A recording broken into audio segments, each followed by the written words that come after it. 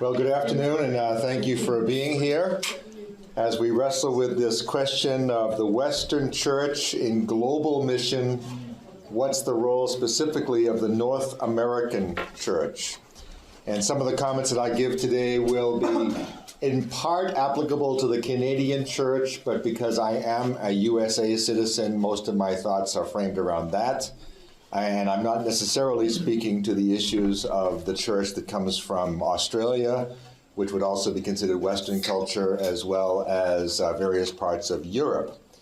But first, just a sort of word of introduction. My background is seminary educated, youth pastor is how I got started. Started taking young people on short-term mission trips, which got me very, very interested in global mission. I was always influenced by missionaries and by something like the Urbana Student Missions Convention when I was 19, but didn't know exactly where God wanted me. Made that decision to go any place God wanted me to go, and it ended up being youth ministry in my home church. But I believe that for that period of time, I said to myself, if I'm going to be in my own home church, if I can influence others to become missionaries, I can multiply my efforts. And I realize many of you from Beeson especially might go to become pastors or pastoral staff in local churches. And all I will say is this: if you sense that God's calling you to be a multiplier, then after 5 years at your local church, make sure you've multiplied yourself. Otherwise, you're just rationalizing of why you didn't go yourself. That's something to think about. You know, if you say, I'm staying in the USA to multiply more missionaries, something ought to be there to show for it after a period of time. But I got very interested in more and more in global mission, so the church made me the minister of youth and missions, which was sweet in terms of the budget because I could propose an idea to myself and approve it. It was really, got a lot of scholarships out of that. And then, but that was burning me out. So in '86, I became the minister of missions at a church in Lexington, Mass, budget of, I don't know what, over $1 million in missions with about 60 or more missionary units, not eunuchs, units in other countries of the world. Along the line, the way I describe my life is I went from being a missions-minded youth pastor to being a youth-minded missions pastor to being what I would call a non-residential missionary. Most of my ministry efforts now are done with leadership training in other parts of the world, something that we joined in 1998 and have stayed with ever since. So what I share with you today is based on years and years of relationships and experience in the local church as well as in the global church. I do have some books, and because I know you're overloaded with books, let me just say a word about them. All of the ones that I introduced to you, I think except for the Bible study guides, are ebooks. So you can find them on Amazon as electronic books if that's what you prefer. But my goal as a writer has been basically to inform the average person in the pew. So generally speaking, my books don't appear on any academic register or any theological journals. They're more like the fast food of global mission books, all right? When Dr. Ralph Winter used to talk about the dumbing down of missions, I think my picture was on that page. But I'm of the opinion that if I can get that man or woman in my church, if I can get them to go out and buy a world map shower curtain so that at least a couple of times a day they're praying for the world, I'm happy with that. Because so many of the people that we're going to be seeking to influence and motivate in our churches don't actually know much about the global world, all right? And America, as globally involved as we are, the average American probably couldn't name 5 or 6 countries in Africa. An elder at our church asked me one time what the capital of Africa was. Some of you don't even know that's bad, which is a bad sign. Africa has like 55 countries. Each one has their own capital, just FYI. All right. So if you're interested in that kind of mobilization, this book is the one that's been most useful, called How to Be a World-Class Christian. It's basically helping people develop information, intercession, get involved in mission, integrate mission knowledge into their daily lives. You know, as the couple, I think the story is told in here of the couple couple that gave up their cable TV subscription so they could support a child with Compassion Project. That's integration, basically letting it affect the way that we live. And then the last one is investigation, asking God where God wants us. All right, because the way I see it, God's call on people's lives could take us cross-cultural at any time in our lives. It's not like we make a decision by age 25, I'm going to be a stay-at-home U.S. pastor, and never change. If God's will is a dynamic factor, then there might be times in your life where God says, it's time, you finished this work now move on. And, Abraham, I like to remind people, was 75 when God called him out. So if you've made 76, you've made the cut, but the rest of you need to consider going. All right. How to be a world-class Christian, really simple. Actually, it was written in one respect for college and high school students. But it's the only book that I have that was actually footnoted in Rick Warren's book, Purpose-Driven Life. All right. It's in day 38. It's called How to Be a World-Class Christian, which is named after this book. He says in his footnotes, this book should be read by every Christian. So far, that hasn't worked out for me. But it was a big enough quote to put it on the cover. All right, so there you go. On the opposite end of things, written for Christians, is this book, 6 Dangerous Questions, which is basically asking Christians, do you believe what you say you believe? In other words, the second question is, do you believe in heaven? I argue in there, if you believe in heaven, why is your first concern safety? Shouldn't your first concern being thy will be done, thy kingdom come on earth as it is in heaven? But a lot of Christians, we don't realize, we say we believe these things, but live like we don't. If Jesus Christ is the way, the truth, and the life, and no one comes to God but through him, why do we live a silent Christian life in the community? Just something to think about. So this is the kick you in the rear book. Okay, so if you're not ready for that, just get it for another day or give it to an enemy or something. The most significant book that I've ever written is this one we're talking about today, called Western Christians in Global Mission. Basically in response to the dilemma of the church around the world is busting at the seams and sending missionaries all over the world, so maybe the USA Church is out of the commission now, or as we'll say, we'll talk about in a second, the phrase goes, the baton in mission has been passed. Okay. On the other extreme is the same old, we were doing it this way since the 1950s, let's just keep on doing it. And when you go to a mission board and you find out that all the missionary board members are white, middle-class, senior Americans, males, they're probably not keeping up with the changes in the world. And that would be, but in between is the sort of balance of where we fit, which we'll talk about, so I won't go too much into that now. Great Commission, Great Compassion came out just for the Urbana 2015 conference, basically balancing demonstration, proclamation, good works, good deeds, Matthew 25, Matthew 28, that's what that book's about. And then there are 2 Bible study guides. One of them has 2 different covers, but it's the same book. One's on Joseph, and it has nothing to do with global mission, but it's on the integrity of a Christian leader. Subtitle, How God Builds Character. That's Old Testament Joseph. And the other one's basically Genesis to Revelation, revealing the fact that mission is not just an isolated idea based on the Great Commission of Matthew 28, but rather flows right from the very character of God, starting with God pursuing Adam and Eve in Genesis chapter 3. So that's what those are about. The Bible study guides are $5 each, and the books are $10, just to make it easy. All right, so there you go. Enough books. Years ago, Dr. Peter Wagner, then of Fuller Seminary, wrote a book called On the Crest of the Wave. And it was the late 80s, and he was identifying the fact that the church around the world was beginning to just explode in terms of growth.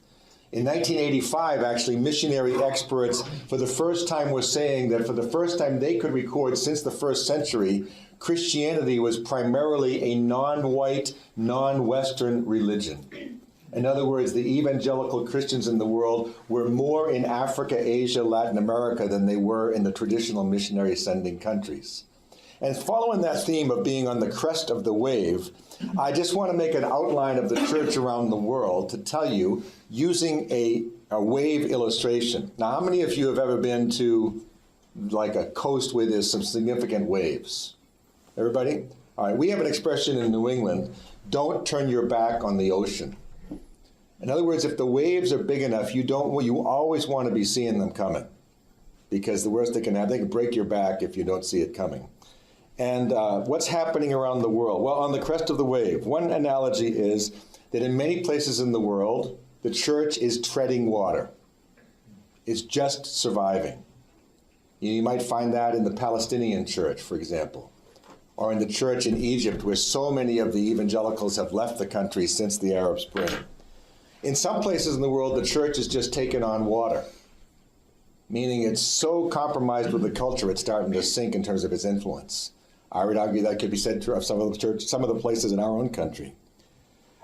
Some places in the world, the church is just riding the wave. If you go to southern Nigeria, that might be true. In northern Nigeria, they're surviving. Southern Nigeria, the church is exploding. Northern Nigeria, they're fighting against Boko Haram. And so it's not consistent in every country. In some countries, the church is swimming against the tide. You find that in China especially, where they're now growing so fast. At a recent conference, a Chinese leader of one of the big evangelical denominations, you'll call it, he says, there's like a church network of house churches. He said they are no longer putting us in prison because of two things. Number one is they don't have enough prisons to hold us. And secondly, the Chinese government realized every time they put a Chinese Christian in prison, they create a hero. And the Chinese government realized by putting Christians in prison, they were actually facilitating the growth of the church, which is amazing, but that's against the wave. And then some places, the church is facing a gigantic tsunami. In other words, it's coming against them, and only time will tell whether the church survives. You'll oftentimes hear people say, well, the best thing that can happen for the church is persecution. Well, no. Persecution is a providential event that God can use to deepen and purify the church.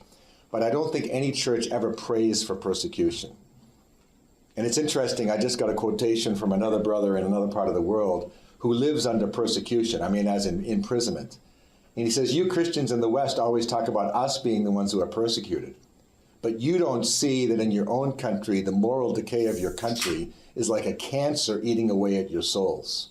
And you're dying slowly, which is a very profound thought to wrestle with for ourselves.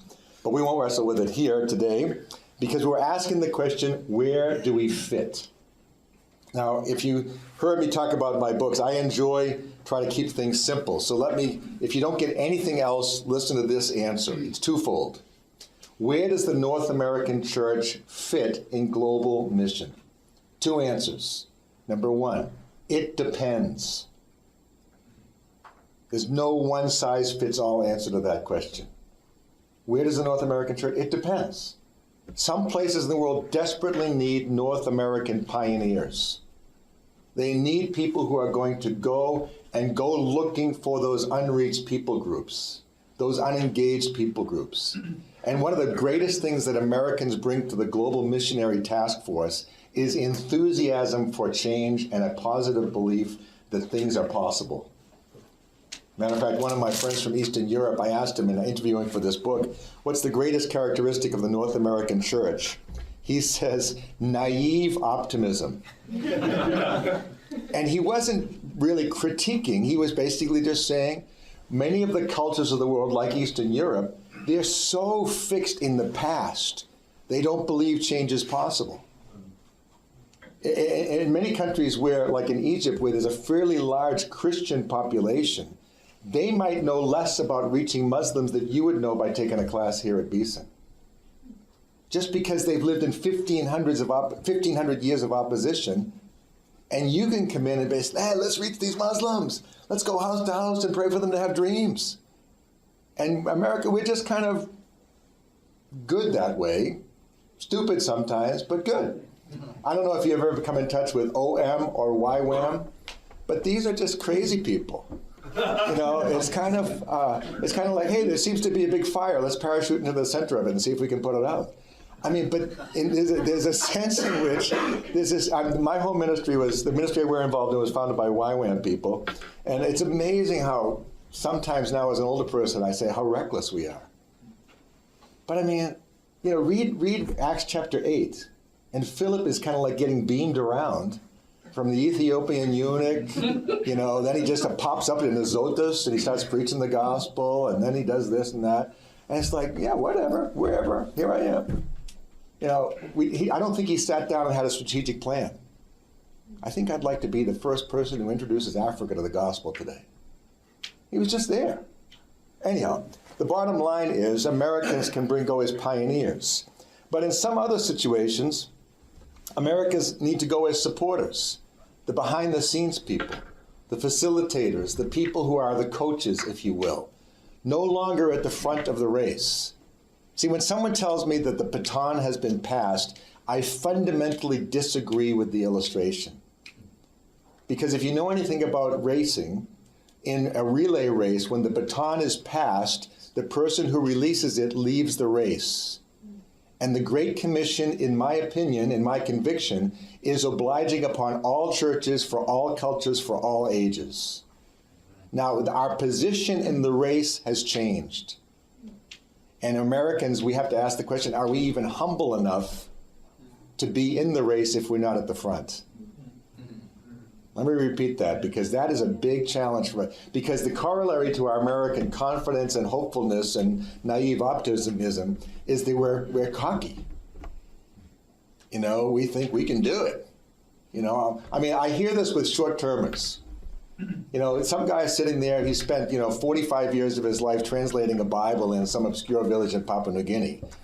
And some teenager who just went for a week to Haiti says, well, I've been a missionary too, And I'm just saying, no, these just don't compare.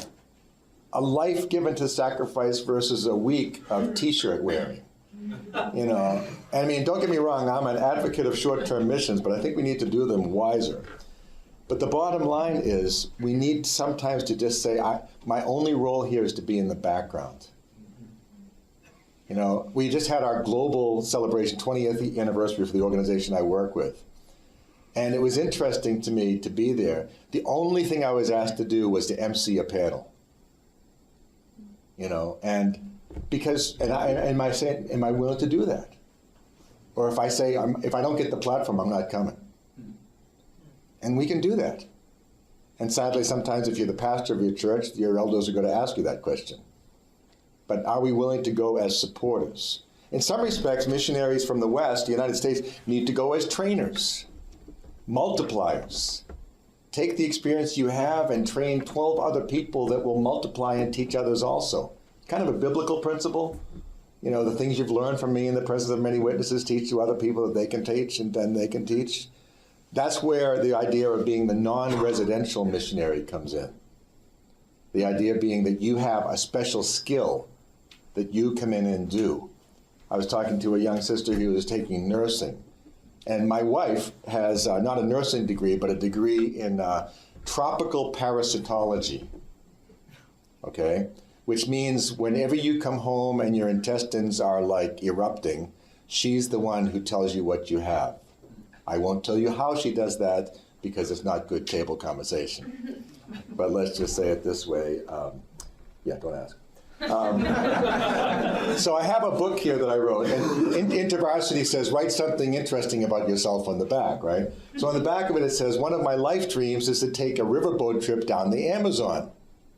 So I get this email from some guy with YWAM on a boat called the Samaritan, Brazilian guy. He says, I can make your dreams come true. And he runs this medical clinic boat from Manaus, Brazil, into the Amazon, going and stopping at villages along the way and doing medical clinics. So I said, great, sign me up, I'm coming. He says, what skills do you have? I said, well, I preach and teach. Do you speak Portuguese? He said, no. I said, my wife's a microbiologist, specialist in tropical parasitology, has given lectures on malaria and things like Entamoeba histolytica. He says, could you just send her? So I've never had my dream fulfilled because I just wasn't qualified. And that's my way of saying, David and I were talking about the fact that in some respects your entry into global mission was youth ministry, wasn't it? Global teenagers is a huge element, and many of the churches around the world are not equipped to do youth ministry specialized training. That's a skill. that might be something you can bring. But it depends. But the second thing is, it's about relationships. In other words, it's not just about filling a slot or filling out a form or filling out a need. It's about building a friendship with people, because in most of the rest of the world, ministry is relational. Where it's an amazing thing to say this, but especially if you do short-term missions, when you start repeating at the same location, they usually don't care what you do. They just care that you came. You know, Woody Allen said that 80% of life is just showing up. A lot of short-term missions is too, especially if you go back to the same place again and again. Because then you haven't forgotten them. They haven't just become a t-shirt on your passport collection stand. You know, and so relationality is a huge thing. And that's one of the reasons why the ministry we do, the thing that attracted me, is we basically go, and I've seen this transition in my own life. In the earliest days, mission was, I pray, I get a vision for a place in the world. Let's choose a country. Somebody shout out a country, not a USA. Saudi Arabia. Saudi Arabia. Can we shout out one that might actually receive me and not kill me? Malaysia. Malaysia, all right, Malaysia. So there's a lot of Chinese Christians in Malaysia. But in the old days, the way mission was done from the West to the rest was the Westerner would say, God's given me a burden for Malaysia. You know, or I went to the Go Global conference and God laid Malaysia on my heart. So we go to Malaysia and we find Malay Christians and we say to them, God's given me a burden for Malaysia. I'm coming with XYZ mission. Would you help me fulfill my vision for Malaysia? And that would be the way we did it, because we were the ones with the vision and the money. And because we had the money and the personnel, they would oftentimes join us because it would seem like a good deal. It might be totally ineffective. Whereas the far better way to do it is for Westerners to build relationships and say, what is your vision for Malaysia? And is there anything in my network of skills that could help you fulfill your vision for your place? I live in New England. We're desperate for people to come and do church planting. We have a lot of non-Christians. We have a lot of pre-Christians, a lot of people that they're post-Christians, so far post that they don't even know where they came from. One of my friends says he's a third-generation pagan. He says, my people were with the Pilgrims and we boycotted the Thanksgiving. I mean, you know, he just is so sarcastic about it. We need people to come, but don't come telling me you've got the answer for my country, my region. Join us, but don't fix us. And that's the voice of the African church too. Come, be our friends, and let's do this together. And that's really the relational side of things. So with that in mind, I'm just going to quickly lay out 5 tensions that we as North American Western Christians are facing in the globalized Christian church. In other words, if the church is 70% evangelicals in the non-Western world, if the United States is only 5% of the world, what are some of the tensions ahead that we need to manage? And so I'll just give them quickly. This is being videotaped. You can see it later if you want to. And then, if possible, we'll take some questions. Given the growth of the non-Western church and the changing cultural framework of the North American church, by which I mean ethnic minority specific churches, what does it mean to be a globalized Christian? What does it mean to be a world Christian? How much of the world do we need to know about? You know, if we're Christians, that means we have a family that's multicultural. If everybody in our churches looks like the same culture every Sunday morning, we're missing something. Now, that might be an accurate reflection of our immediate community, but if you go just beyond that community, you can find people. In a couple of the services yesterday, I mentioned the fact of how close we are to an Islamic center, how close we are to a Hindu center, how close we are to a Buddhist center. Most of those people you're not going to meet by going to church on Sunday morning. What does it mean to be a globalized Christian? Because it used to be, when I was a young person in Sunday school class, we had a course called So What's the Difference? And it was a basic introduction to world religions. But in reading that, in those days, in 1960s and 70s, all world religions were exotic over their people. Now, the pharmacist in my town is a Sikh. There are 2 restaurants within 500 feet of the first Revolutionary War battlefield in Lexington, Massachusetts. 2 restaurants. One side is dedicated to the Buddha, a Thai restaurant. The other side is dedicated to Ganesha, the elephant-headed deity of Hinduism. This is not in Calcutta. This is Lexington, Massachusetts. But the only way I'm going to meet those people is to go to them. What does it mean? How do we go to train our congregations to be looking at immigrants through the eyes of Christ? To be setting up programs in our churches so that the day comes that we set up a process where there's 2 years to get them legalized, that we're going to help them. Are we building our churches, for example, to have lawyers ready to go with helping people with their legal processing? Or are we just going to be there praying that God will send them out, meaning out of our country? A woman that I know spent her whole life serving in Afghanistan. She was from New York and was supported by her home church there. And she was aghast when she was home for their mission conference. And in a small group prayer time, the pastor of the church was praying the Muslims out of their town. It was okay to support her when she goes to them, but please, God, don't bring them to us. What does it mean to be a global Christian? Because I am first a Christian long before I'm an American. My true citizenship is in heaven. My family is global. I was coming up with a sermon that I want to preach out of Revelation 5:9 or 7:9. It's just going to be called the greatest global family reunion. You have family in these countries. You have family who are undocumented peoples. You have family who are refugees from Syria. And what does that all mean for us? Because as global Christians from the North or from the West, we also have to ask, as I've said, are we willing to be learners about the rest of the world? Now, there was a brother here a moment ago. Did he leave already? From Peru? Yeah. I'd be curious to talk to him about how many times any student at Beeson has sat down with him and asked him about the gospel in Peru. When this book was being introduced at a seminar we had out in Colorado, I was talking about the book. Because it was like hundreds of interviews I did with non-Western leaders, having them answer the question where we fit. Right? There was a man there from Papua New Guinea, PhD actually, one of the only Christian PhDs from Papua New Guinea. I'm guessing he was in his 50s. And he stood up at the Q&A time. He says, are you, and he basically said, white man, are you telling me, Papua New Guinea man, are you telling me that you think I have something to teach you? And I said, absolutely, my brother. That's what the whole book's about. The guy burst into tears.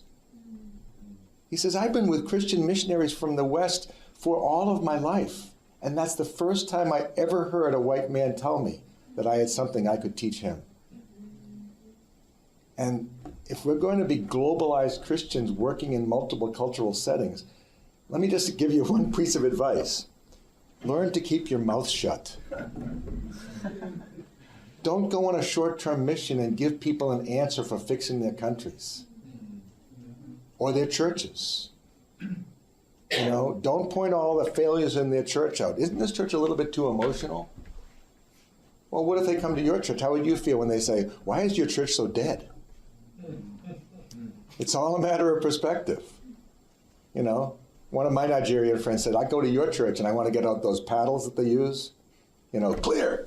Clear. I mean, the church just, it's like, the verse that keeps coming to my mind is, those dry bones rise up, And, but how do we work with agencies? How do we work with national leaders? And if you're here as a student at either Stanford or at Beeson, if you haven't started befriending the international students that are here, you're missing a big opportunity to learn. Because find out how they became Christians. Find out how they came here. Find out what they find that's different here than their own country. Ask questions. My wife says, with 2 ears and 2 eyes and 1 mouth, learn to observe and listen 4 times for every word you speak. Challenging. But what does it mean to be a globalized Western Christian? A second tension that we faced is tough one to mention at a theological school, but given the theological diversity of the non-Western church and the ethnic minority churches of North America, where do we need to reevaluate our theological comfort zones? What do I mean by that?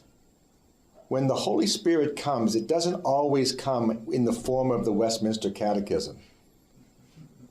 All right? Sometimes you will go overseas and you will hear some stuff that just seems absolutely wacky. I was telling the group that when I go to Nigeria, oftentimes with university students, the first question I get is, what do I think of Benny Hinn? And you know, my American filter is basically saying, they're asking me, do you think he's as much of a wacko as we do? You know?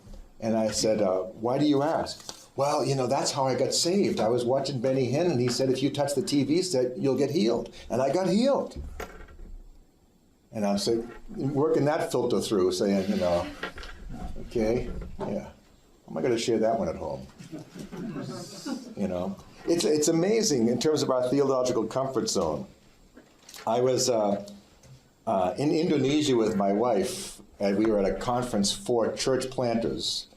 And it was being translated to us, but everything was in Bahasa Indonesian. And the pastor was talking about how his church had grown in Indonesia from a small house church of about 10 to now more than 10,000 over a 13-year period. And he was given the case-by-case case study. You know, well, we had small groups, and we had investigative Bible study, and we had compassionate ministry to the widows and orphans, and we did this, and they would get 10 in a cell group and split into 2 cell groups of 5 so that the police couldn't crack down on them all at once. And the church just grew and grew and grew. And he says, and of course, over those 13 years, we had some signs and wonders and people raised from the dead. And he just says that. All the Indonesian pastors are writing it down. Yeah, raised from the dead. What time's lunch? You know, I mean, they're really not that flustered by it. But I'm sitting there with my wife, who's a medical person, and we say, you know, I mean, because it's outside of my theological comfort zone. At least I thought it was. And so I said, well, the pastors, she goes, do you think he was really dead? Medical person. I said, no, like Princess Bride, he was just mostly dead. There's a big difference between dead and mostly dead. I said, I don't know. The pastor's in our conference center. Let's have dinner with him. He speaks English. So we had dinner with him. I said, Pastor, you said this about this, that, the other thing. And I said, what about the raised from the dead? Oh, he says, well, it only happened 3 times.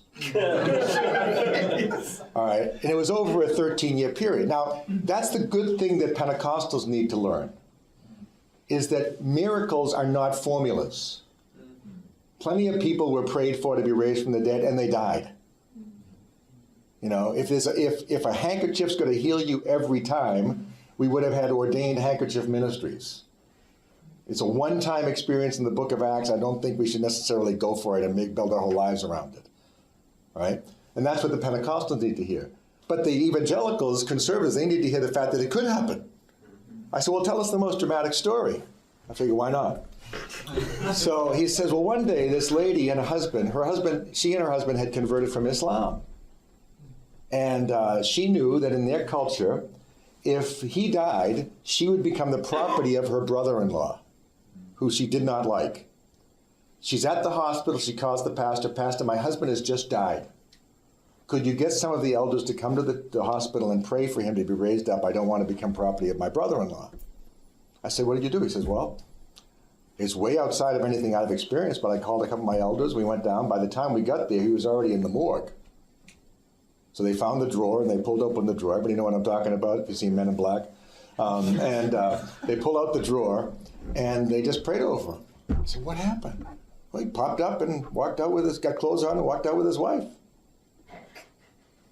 I said, oh, just like my ministry, only not.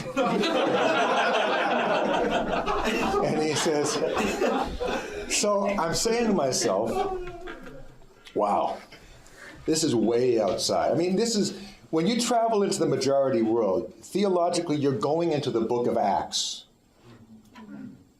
There's a lot of Apolloses that are doing stuff that they don't have all their theology together.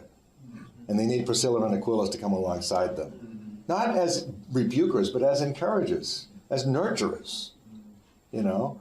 And so I get home and I'm given my report at our church. And I tell that story. And this is not our church's culture either, okay? And at the end of the first service, this lady comes up to me and she was steaming. I am so glad my non-Christian husband wasn't here today to hear that far-fetched story about the morgue and the guy being raised from the dead. He goes, I can't believe you would tell a story like that in our church. And I'm not exactly known for backing down, so I immediately blurted out. I said, well, don't bring him on Easter then. And I said, because this guy was only dead a few hours that got raised up in the morgue. We're going to talk about a guy who was dead for 3 days. And the point that I bring to you is, why is it that we say we believe these things in the Bible but can't believe them in our time? Yeah. And I'm not saying to go looking for it, and I'm not telling you to change schools and go to ORU, all right? I'm not telling you... I'm not telling you that. I'm just telling you, God is bigger. God is bigger than our theological boxes. Amen. You know, and so, you know, just roll with it a little bit. I was in another meeting in Ethiopia with a group of African leaders, and I was preaching out of Hebrews 11, and similar to the chapel at Beeson, surrounded by this great cloud of witnesses. And I told these stories about missionaries and how their lives inspire us. Well, in the discussion, it was about 20 or so African leaders and me from 20 different countries, and they all started talking about the influence of the ancestors surrounding us.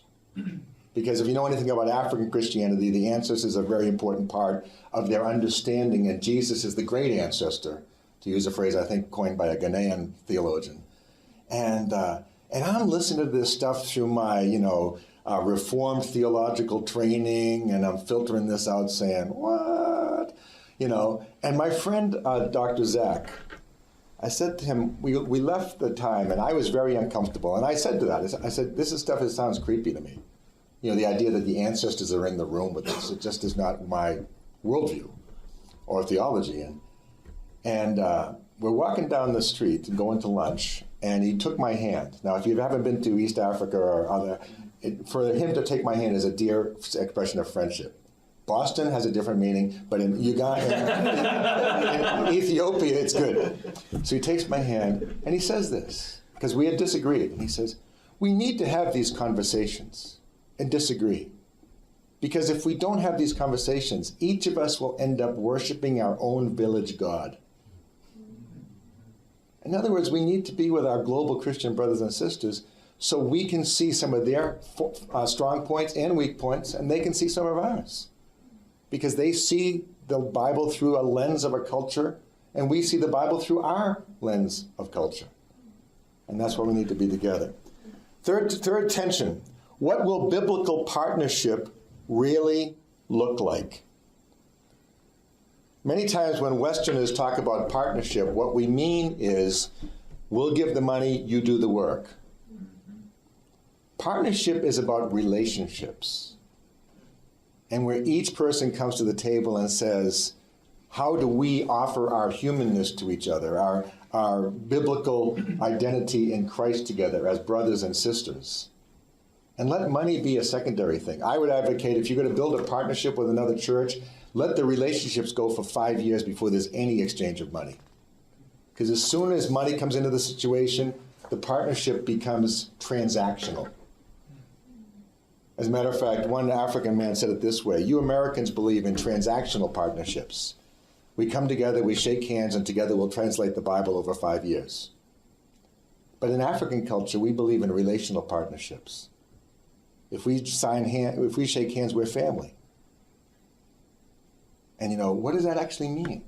That's why it's a tension point, because I don't have an exact answer for you, because the reality is we still in the West usually have more financial resources than some of our brothers and sisters in the non-Western world. But don't diminish them to being adult versions of World Vision orphans by throwing money at every problem. I refer you to the book by Brian Fickert. What's the title of it? When Helping Hurts. The subtitle, how to help the poor without hurting them or yourself. Basically build it off of relationships. A fourth tension is with respect to global mission. What's the role in the USA Church of partnering versus pioneering versus departing? There comes a time where we need to say our work here is done. Go for it. If you go as a church planter and you end up being the pastor for the next 15 years, you're not a church planter. You're a church planting one person who became a pastor. If you're going to use Paul as your model, then you don't stay that long. You delegate and leave people, are you ready for this, in the power of the Holy Spirit. If you've never read Roland Allen's book, Missionary Methods, St. Paul's or Ours, you need to. Because we try to do things with much more technique now than by trust. And it's a hard thing, because we need to learn what we've learned, but still modify it into the reality. And then final tension, which especially those of you who become pastoral staff in the United States face, is this. What is our role in missionizing or globalizing the North American church? Sometimes when you go to churches like mine with a great missionary support history, you will find that there's a lot of money given to mission and very few people who know much about what anybody's doing. You might have a great missionary board, but no one even knows what it is, or who they are, or what they do. And so where does the Perspectives course fit into our leadership training? I'm not just talking about laity, who are basically people coming back from a short-term mission trip. I'm talking about deacons, elders, whatever your structure is at your church. How do you make sure your leaders have a global vision?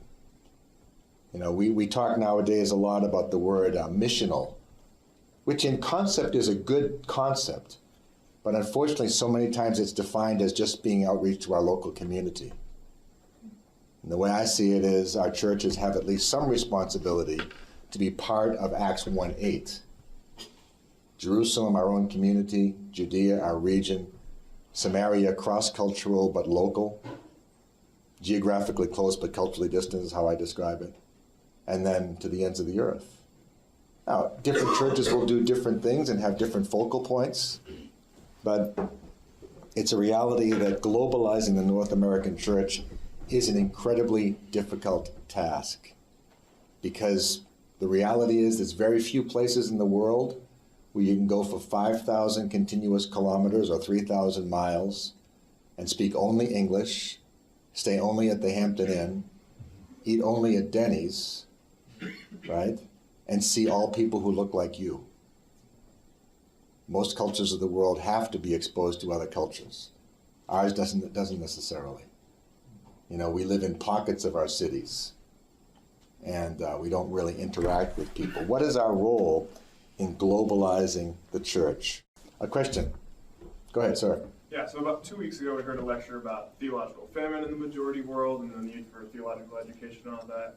How do we balance being both teachers and learners in missions? Great question. What was the, repeat the question again. How do we balance, Being both teachers and learners in missions. How do we balance both being teachers and learners, especially in theological education? Yeah. Well, that's a great question that you have to wrestle with. For example, what are the absolute essentials? As a student, as a Baptist student who went to Gordon Conwell, I could actually now, because of my Gordon Conwell education, defend covenantal baptism. I do not practice it, but I understand where it came from, So in other words, understanding other different theologies within the overall body of Christ. And not just speaking about it like, but there are some people that we get very derogatory to each other. And I think sometimes one of the worst enemies of the Christian gospel advancing is what the military would call friendly fire.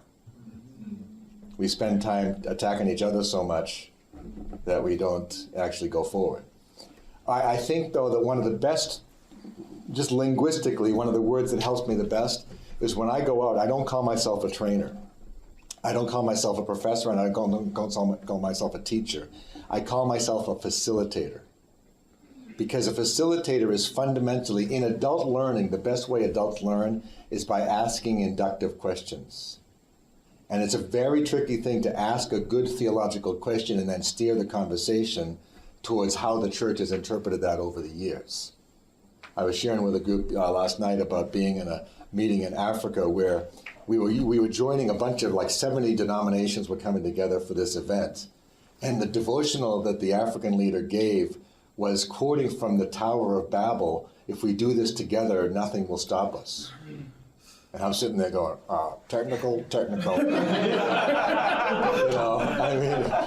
But at some point in time, you just learn, okay, probably I'm not going to fight that battle right this second. But I think the other thing, and I was actually sharing this with Dr. George a little earlier this morning, we in the West tend to talk about Asian theology or African theology or liberation theology. We never adjectivize, is that a word? We never use an adjective to define our theology. Because ours is theology. Everybody else is modified theology. No, ours is Western, individualistic, Enlightenment culture influenced theology. Yeah. And trying to filter out how much of that. The biggest lesson for me over these years of travel is realizing how much of the theology I inherited is interwoven with American and Western individualism. So when I hear the story, you will be saved, you and your household, I'm filtering that through my American lens and says, okay, the guy's going to get saved. He's going to go home, put his wife in a Bible study group. She's going to get saved at the Women's Fellowship. Then they're going to send their kids to VBS. They're going to get saved. So he and his household will get saved. The African reads that. It says the man gets saved on behalf of the whole family. Because the unit of salvation is the family, which is outside of my will, but I gotta sort that out. What did the Bible mean when he said that? And it might be actually closer to the African. See, you have to be able to do a little, you don't want to get heretical, but you have to be willing to understand that everything that's not in complete agreement with you is not necessarily heresy. Does everybody understand that? So.